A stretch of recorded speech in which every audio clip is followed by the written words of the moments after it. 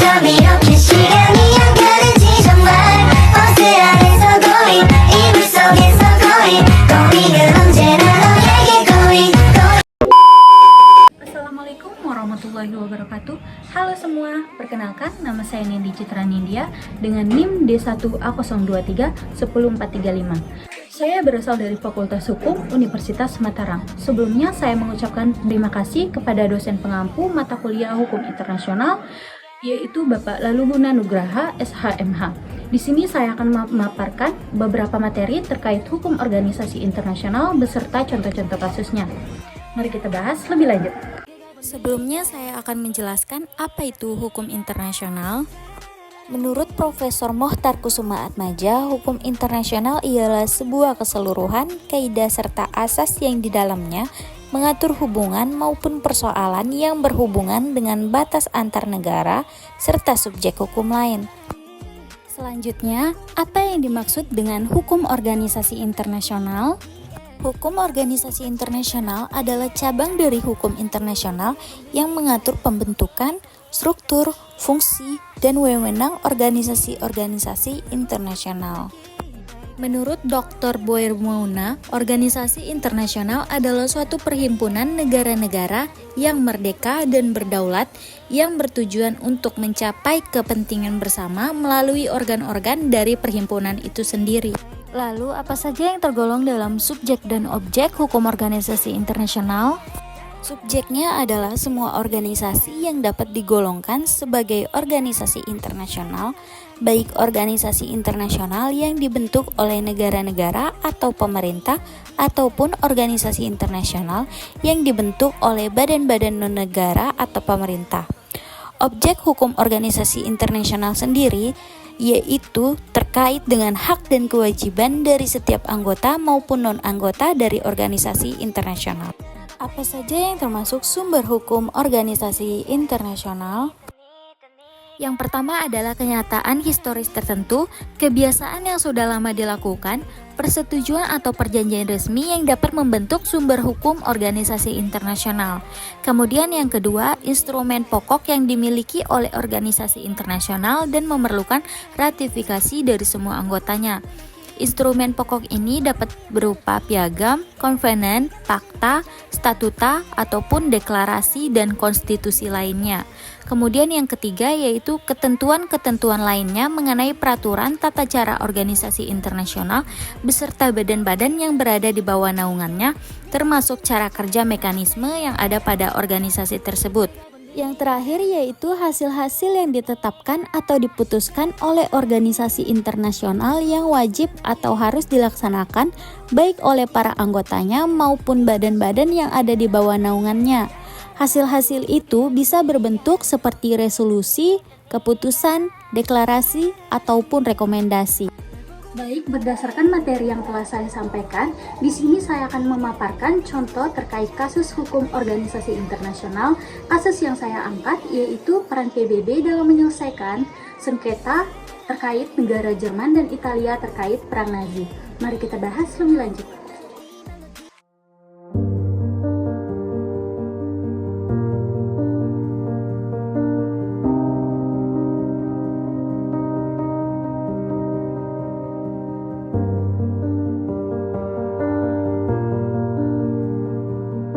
Organisasi internasional merupakan wadah atau tempat yang menghimpun negara-negara di dunia untuk saling bekerja sama dalam suatu sistem yang dilengkapi dengan organ-organ yang bertugas untuk mencegah ataupun menyelesaikan sengketa yang terjadi di antara satu sama lainnya.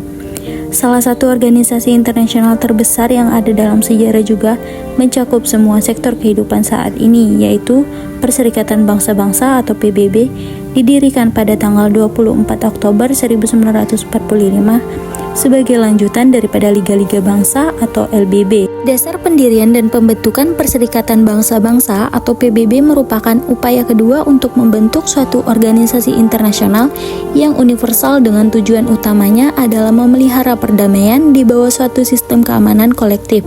PBB juga memiliki salah satu fungsi yaitu menyelesaikan sengketa-sengketa yang terjadi antara anggota di dalamnya. Salah satu sengketa yang ditangani oleh PBB yaitu State Immunity antara Jerman dan Italia pada tahun 2008. Sengketa sengketa antara Jerman dan Italia ini merupakan masalah ganti rugi yang berkaitan dengan yurisdiksi sebuah negara yang timbul karena peristiwa kejahatan Perang Nazi.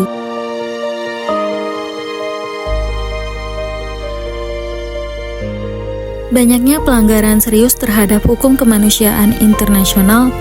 Faktor-faktor yang mendasari perselisihan antara Jerman dan Italia cukup sederhana selama Perang Dunia Kedua.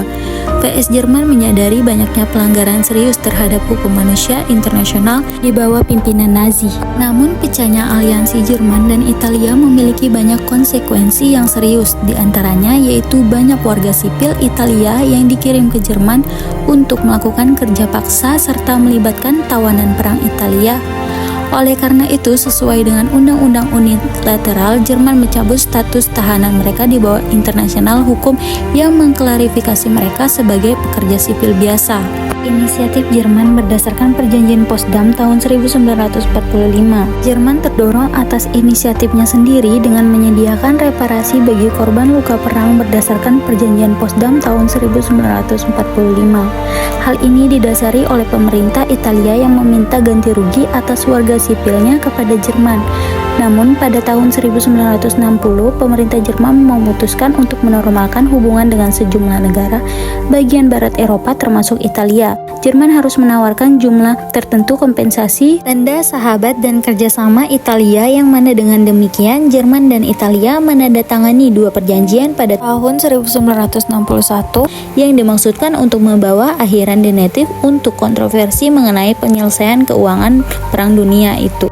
Selanjutnya ada kasus Luigi Verini.